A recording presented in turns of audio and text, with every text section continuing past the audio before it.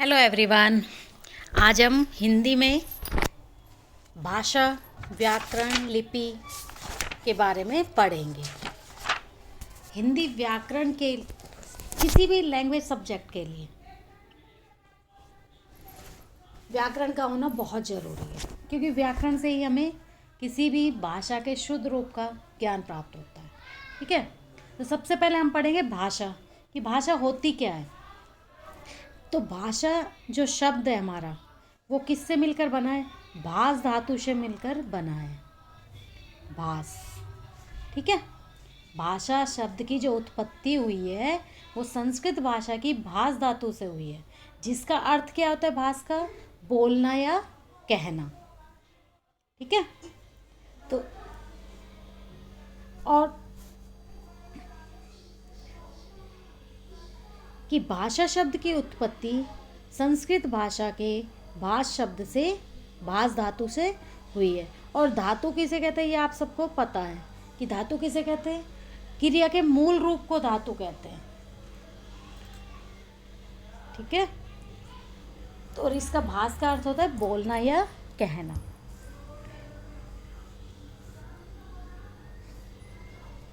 हम अपने भावों और विचारों को प्रकट करने के लिए अपने मन के भाव और विचारों को प्रकट करने के लिए जिस साधन का प्रयोग करते हैं वह क्या कहलाती है? भाषा कहलाती है। जैसे अब मैं अपने मन में भाव आ रहे हैं, जो भाषा की डेफिनेशन में बता रही हूँ वो आपको बोल के बता रही हूँ, और आप लोग उसको सुन रहे हो।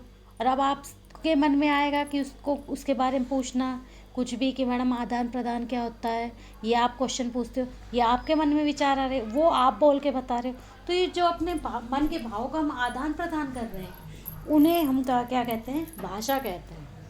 ठीक है, तो भाषा की डेफिनेशन क्या होगी हमारी?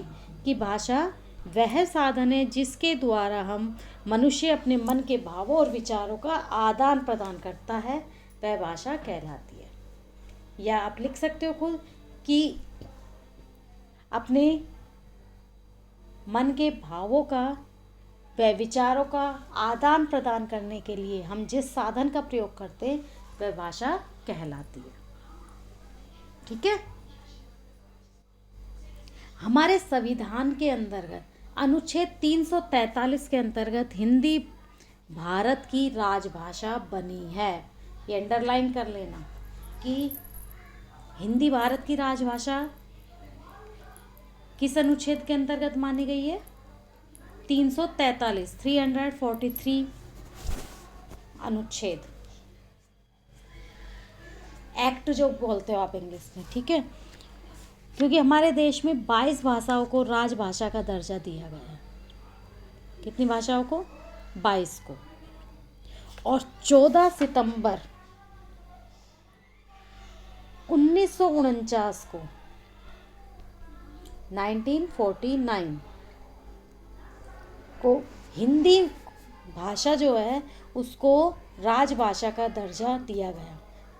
यह हमारी राष्ट्रभाषा भी है। ये ध्यान रखना कि 14 सितंबर 1949 को हिंदी भाषा को संविधान के अंतर्गत राजभाषा का दर्जा दिया गया, और अनुच्छेद 343 के अंतर्गत 343 एक्ट के अकॉर्डिंग। ठीक है, नेक्स्ट इसमें जो मेन पॉइंट है वो मैं बता रही हूँ, बाकी लेसन आप रीड कर लेना। ठीक है,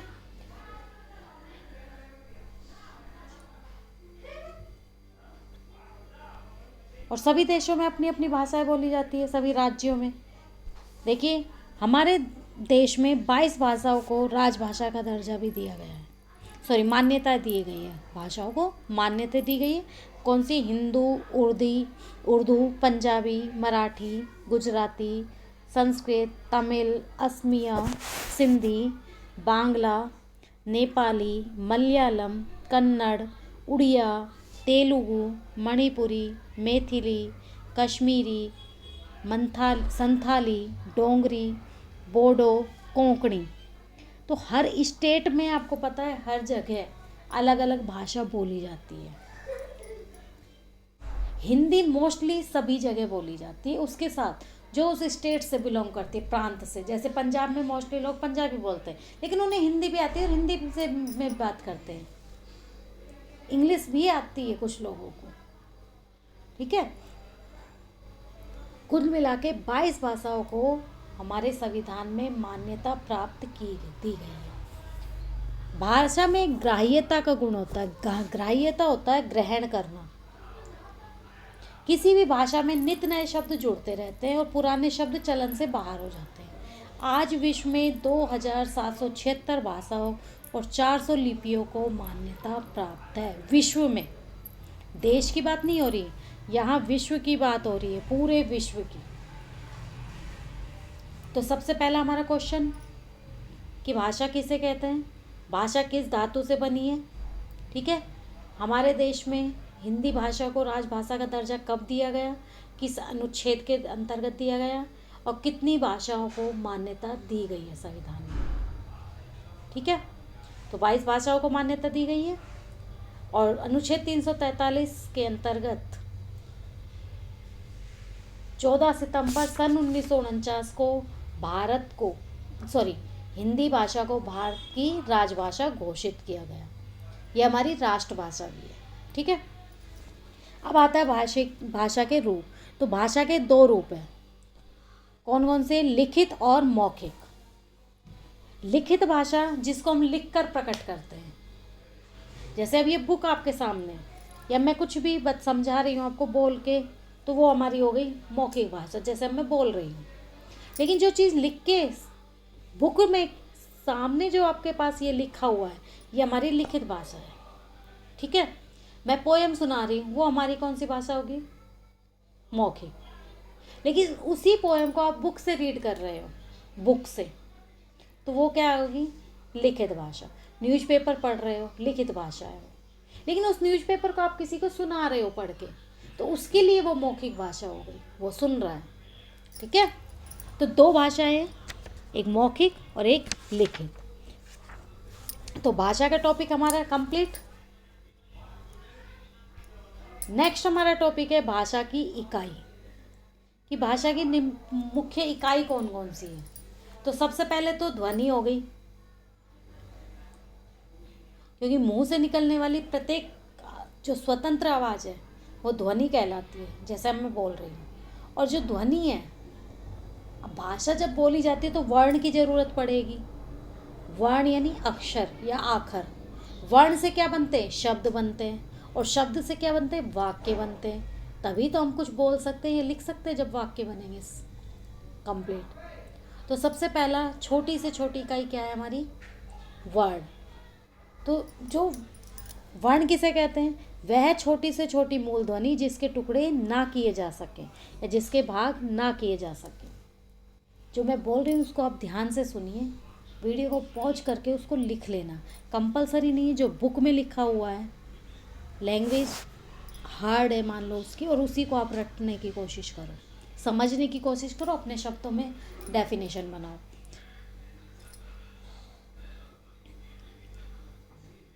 तो वर्ण किसे कहते हैं? भाषा की वह छोटी से छोटी इकाई जिसके और टुकड़े ना किए जा सके, वह वर्ण कहलाती है। जैसे कोई भी वर्ण ले लो, अल्फ़ाबेट जो है, जैसे आपने ले लिया क, ले लिया आ, अब इसके टुकड़े हो सकते हैं? इसके कोई टुकड़े नहीं। लेकिन अगर तुमने ले लिया जैसे कमल, अब कमल के तो टुकड़े होते हैं, देखो क पहले, तो फिर मैं के करे माँ, फिर ल के करोगे ल प्लस ए, तो इसके तो टुकड़े हो गए। लेकिन इसके तो टुकड़े नहीं हो रहे, इनके तो नहीं हो रहे ना, तो ये वर्ण कहलाती। अब वर्णों से क्या बनता है? मिलकर शब्द बनता है। इन वर्णों से मिलकर शब्द बना, और शब्दों से मिलकर वाक्य बनते हैं कि कमल तालाब में खिलते हैं, बन गया ना वाक्य, ठीक है। तो ये हमारी भाषा की इकाइयाँ हो गई। अब नेक्स्ट हमारा टॉपिक आता है लिपि। लिपि कैसे कहते हैं? मौखिक ध्वनियों को लिखकर प्रकट करने के लिए निश्चित किए गए चिन्हों के लिखने के ढंग को लिपि कहते हैं। या हम दूसरी भाषा में क्या कह सकते हैं? भाषा को लिखने के लिए निश्चित किए गए ध्वनि चिन्हों को लिपि कहते हैं। कोई भी भाषा है उसको हम लिखेंगे तो उसके लिए कुछ ध्वनि चिन्ह है। जो शब्द मैं बोल रही हूँ, मान लो मैंने बोला शब्द, अब शब्द को लिखने के लिए हमें ये शब्द ऐसे लिखेंगे। इसके लिए कुछ चिन्ह निश्चित किए गए हैं, श को कैसे बनाना है, ब को कैसे, द को कैसे, तो इसको लिपि कहते हैं। ठीक है। जैसे मैंने एक सेंटेंस लिखा कि मेरा नाम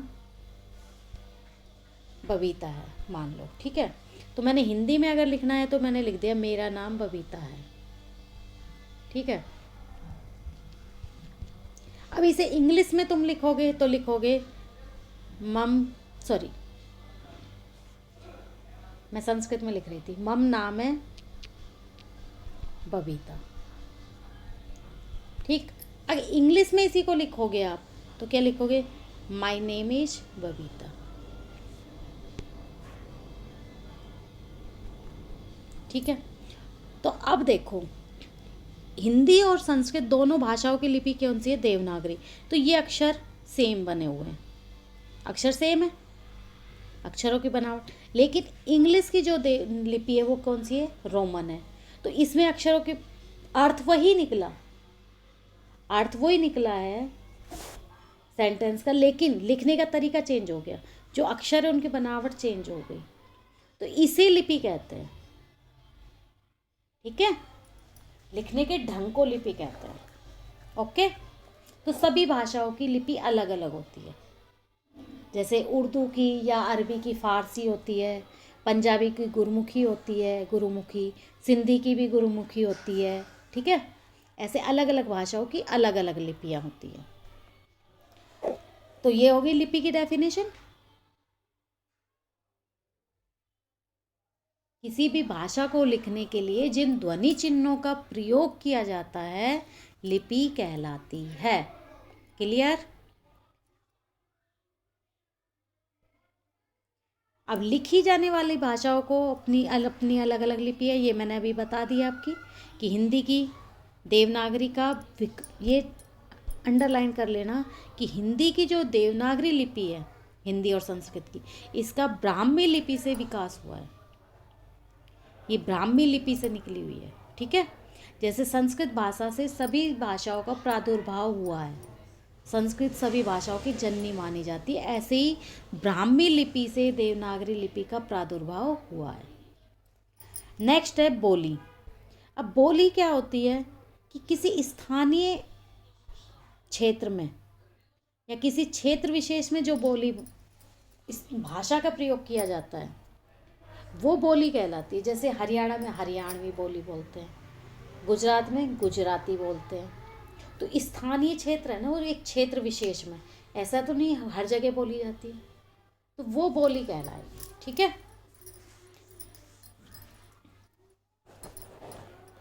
नेक्स्ट देखिए उपभाषा। जब बोली का क्षेत्र बढ़ जाता है उसमें साहित्य रचना की जाती है तो बोली ही उपभाषा बन जाती है। जैसे ब्रज और अवधी बोलियां अब उपभाषाएं बनने गई है, क्योंकि ब्रज भाषा में, अवधी भाषा में काफ़ी रचनाएं लिखी गई हैं, कई कविताएं लिखी गई हैं, कई कवियों ने दोहे लिखे हैं। सूरदास जी के पद आपने पढ़े होंगे, ब्रज भाषा में भी लिखे गए हैं। और इसके सूरदास के हैं, मैथिली शरण गुप्त हैं इनके। ठीक है। अब नेक्स्ट हमारी देखिए हिंदी भाषा कि हिंदी भाषा क्या है। ये मैंने आपको बता दिया कि 14 सितंबर 1949 को भारत के संविधान सभा में हिंदी को भारत संघ की राजभाषा के रूप में घोषित किया गया और ये हमारी राष्ट्रभाषा भी है।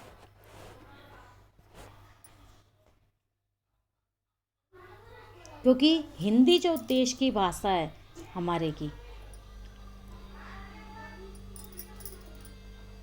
वो काफ़ी जगह बोली जाती है। जैसे बिहार में हिंदी बोली जाती है, राजस्थान, हरियाणा, एमपी, यूपी, है ना, चंडीगढ़, दिल्ली, छत्तीसगढ़, अंडमान निकोबार की भी ये राजभाषा है। ठीक है।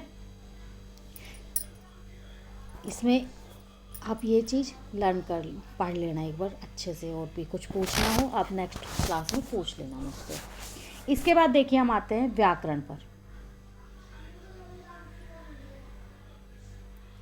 व्याकरण किसे कहते हैं? तो अभी मैंने बताया व्याकरण वह शास्त्र है जिसकी सहायता हम भाषा के शुद्ध लिखना, पढ़ना और बोलना सीखते हैं। इसको हम अपने शब्दों में इस प्रकार लिखेंगे, व्याकरण वह शास्त्र है जिसके द्वारा या जिसकी सहायता से हमें किसी भी भाषा के शुद्ध रूप का ज्ञान प्राप्त होता है। ठीक है, उसे हम व्याकरण कहते हैं। अगर हमें व्याकरण का ज्ञान नहीं होगा तो हमें कैसे पता कि, जैसे अभी मैंने सेंटेंस लिखा, इंग्लिश का ही लगा लो, माई नेम इज बबीता। अब जब अगर पता नहीं होगा कि यहाँ इज आएगा, आर आएगा, एम आएगा, तो सेंटेंस शुद्ध कैसे बनेगा? हम माई नेम के साथ आर भी लगा सकते हैं, my name are Babita. Are तो नहीं लगेगा, लेकिन क्यों नहीं लगेगा? क्योंकि वो एक वचन है, सिंगुलर है, तो इज लगेगा, है ना। आवर नेम तो नहीं लिखा था। ठीक है, तो किसी भी भाषा के शुद्ध रूप का ज्ञान प्राप्त करने के लिए व्याकरण की जरूरत होती है, तो इसे हम व्याकरण कहते हैं। नेक्स्ट देखिए, व्याकरण के अंग। व्याकरण के कितने अंग हैं? 3 अंग हैं। कौन कौन से? वर्ण विचार है, शब्द विचार है, फिर वाक्य विचार है। मेन जो 3 इसके अंग है, लेकिन इस बुक में आपको 4 दिए गए, एक और दिया हुआ है पद विचार। ठीक है, तो सबसे पहले वर्ण विचार, यानी कि वर्णों की बनावट, भेद, उनकी संधि आदि पर विचार किया जाता है वर्ण विचार में। कि वर्ण माला आपने देखी है, पढ़ी है ऐसे गए तक, कि कौन सा वर्ण किस कैटेगरी का आता है, कौन से स्वर है, कौन से व्यंजन है, कौन से स्वर में ह्रस्व स्वर है, कौन सा दीर्घ है। ठीक है, उसके बाद व्यंजन के भी भेद होते हैं। ठीक है, कौन सा संयुक्त व्यंजन है, ये सब वर्ण विचार में आता है। उसकी बनावट कैसी होती है, संयुक्त व्यंजन में कौन कौन से संधि भी होती है ना, संयुक्त व्यंजन में 2 शब्द व्यंजनों के योग से बनता है वो। फिर आता है शब्द विचार। अब शब्द में भी शब्द की रचना होती है, बनावट होती है, शब्दों के भेद होते हैं कि उत्पत्ति के आधार पर अलग होते हैं, बनावट के आधार पर अलग होते हैं, कुछ पर्यायवाची होते हैं, कुछ तद्भव, तेशस, ये सारा आ जाएगा। इसके बाद पद विचार है। पद में उसके भेद और रचना आ जाती हैं। जो शब्द होते हैं ना, वो पद कहलाते हैं शब्द को ही। जैसे ये शब्द यूज हो रहे हैं ना, ये सारे ये पद। जैसे संस्कृत में तो आप पढ़ते हो कि उचित पद लिखो, उचित शब्द लिखो। ठीक है, वही होता है। इसके बाद आता है वाक्य विचार, क्योंकि शब्दों के बाद वाक्य बनते हैं, तो वाक्य के भी विचार होते हैं। क्योंकि जैसे इंग्लिश में पढ़ते हो अफर्मेटिव सेंटेंस है, नेगेटिव है, इंटेरोगेटिव है, वैसे ही हिंदी में होते हैं। ठीक है, तो ये हमारा आता है वाक्य विचार में, कि कहाँ हमें विराम चिन्हों का प्रयोग करना है, यानी कि पंक्चुएशन लगानी है। ठीक है, और कहाँ हमें प्रश्न पूछना है, कहाँ इन्वाइटेड कॉमा आएगी, कहाँ इंटेरोगेटिव सेंटेंस आ रहे हैं तो हमें क्वेश्चन मार्क लगाना है, यानी प्रश्नवाचक चिन्ह लगाना है, ये सारा।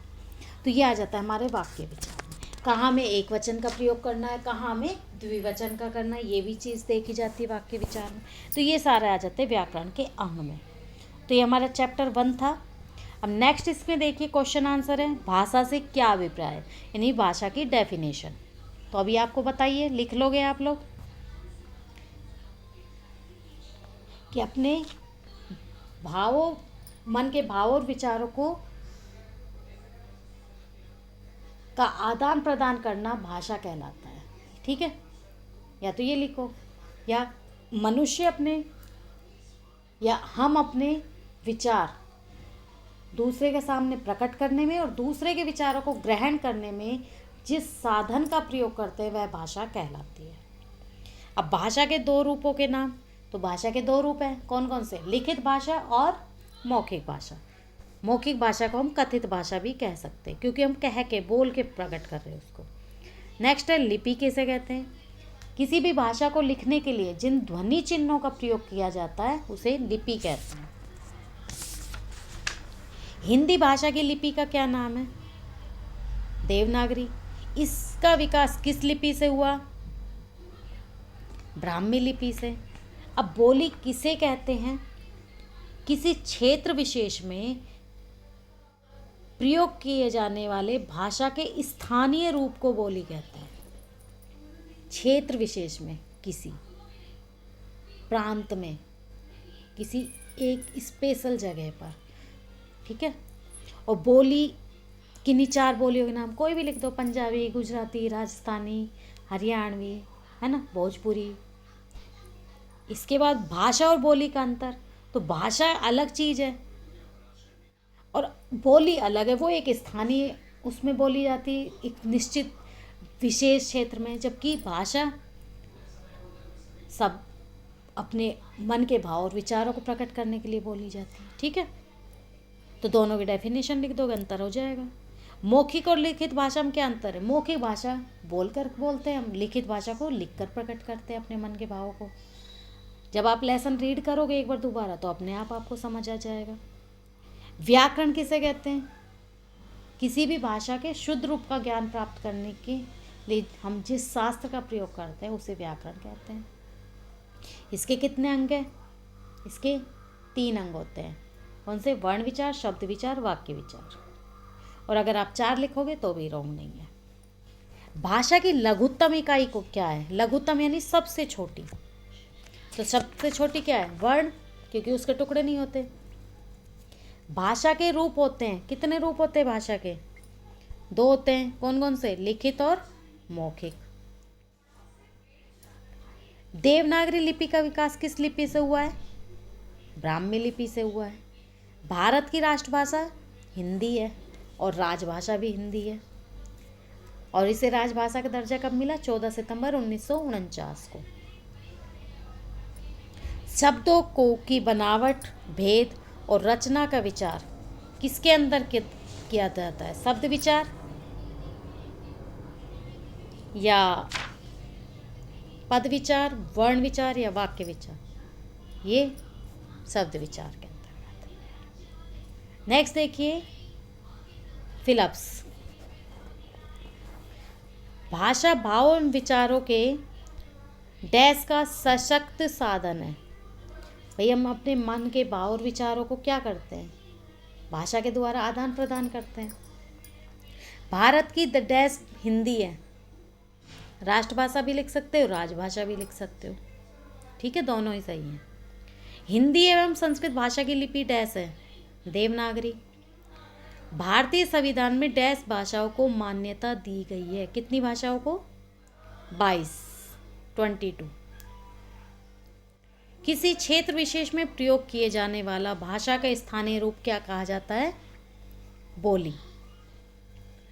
14 सितंबर 1949 को डैश को भारत संघ की राजभाषा घोषित किया गया। कौन सी भाषा को? हिंदी भाषा।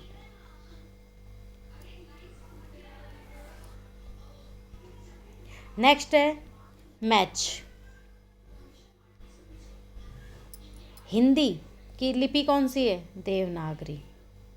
और पंजाबी की गुरुमुखी है। उर्दू की फारसी है। और अंग्रेजी की रोमन। और संस्कृत भाषा की जो लिपि है वो आएगी हमारी देवनागरी। ये गलत लिखा है रोमन, इसे सही कर लेना, क्योंकि हिंदी और संस्कृत दोनों की लिपि देवनागरी। चाहे तो आप यहाँ लिख लेना, चाहे इसी के साथ मैच कर देना। नेक्स्ट है ट्रू फॉल्स। व्याकरण भाषा को शुद्ध करता है, राइट या रॉन्ग? भी अभी हमने व्याकरण की डेफिनेशन पढ़ी थी कि किसी भी भाषा के शुद्ध रूप का ज्ञान हमें किससे मिलता है? व्याकरण से। तो व्याकरण करता है शुद्ध। हिंदी भारत की राष्ट्रभाषा है, राइट है, राष्ट्रभाषा भी और राज्य भाषा भी है। पंजाबी भाषा की लिपि देवनागरी है, गलत है, क्योंकि पंजाबी की लिपि कौन सी है? गुरुमुखी है, ठीक है। देवनागरी तो हिंदी और संस्कृत की है, ठीक है। ये हमारी बैक एक्सरसाइज थी। नेक्स्ट देखिए कुछ क्वेश्चन से वर्क, पहेली वगैरह, ये आप खुद करोगे, इसमें कुछ नहीं है, ये पहेली दी गई हो, इसमें से भाषा बनानी है, जैसे जर्मन, हिंदी, ये आप बना लोगे खुद। ठीक है। नेक्स्ट जो है हिंदी शब्दकोश के लिए अनुसार इसको बनाना है। तो इसमें कुछ नहीं है, इसमें वर्णमाला के अकॉर्डिंग बनाना है। जैसे पहले ए आ ई उ, तो पहले उर्दू आ गया, इसके बाद क आता है, भाई है तो बहुत लास्ट में आता है ना, कश्मीरी। ऐसे आप वर्णमाला अल्फ़ाबेट के अकॉर्डिंग बनाओ, लगाओगे इनको। ये आपके गतिविधि आधारित रहता है, यानी एक्टिविटी बेस्ड, यानी कि आप खुद करो इनको। ठीक है। तो ये क्वेश्चन आप इसमें बुक में फिल कर लेना। ये बैक एक्सरसाइज भी बुक में ही फिल करोगे, और क्वेश्चन आंसर आप फेयर नोटबुक में लिखेंगे खुद, या आप ऐसे कर सकते हो। सबसे बढ़िया काम बताती हूँ मैं। सबसे पहला क्वेश्चन आपका बनता है कि भाषा किसे कहते हैं, नंबर 1। नंबर 2, भाषा शब्द किस धातु से बना है। नंबर 3, भाषा के कितने रूप हैं, नाम लिखो। नंबर 4, भाषा की इकाइयाँ कितनी हैं, नाम लिखो। लिपि किसे कहते हैं, फिर ये जो लिपियों के नाम है सब भाषाओं की, ये लिख लोगे। इसके बाद बोली किसे कहते हैं, इसके बाद हमारी राष्ट्रभाषा और राज्य भाषा कौन सी है और इन्हें कब संविधान में राष्ट्रभाषा का दर्जा दिया गया। नेक्स्ट टॉपिक हमारा व्याकरण किसे कहते हैं, व्याकरण के कितने अंग हैं। ये क्वेश्चन बना के आप इनके आंसर लिख लो, बैक एक्सरसाइज बुक में फिल कर लो। ठीक है, ये आपका होमवर्क है। और अगर कुछ भी समझ ना आए तो दोबारा एक बार पूछ लेना। Okay students, thank you.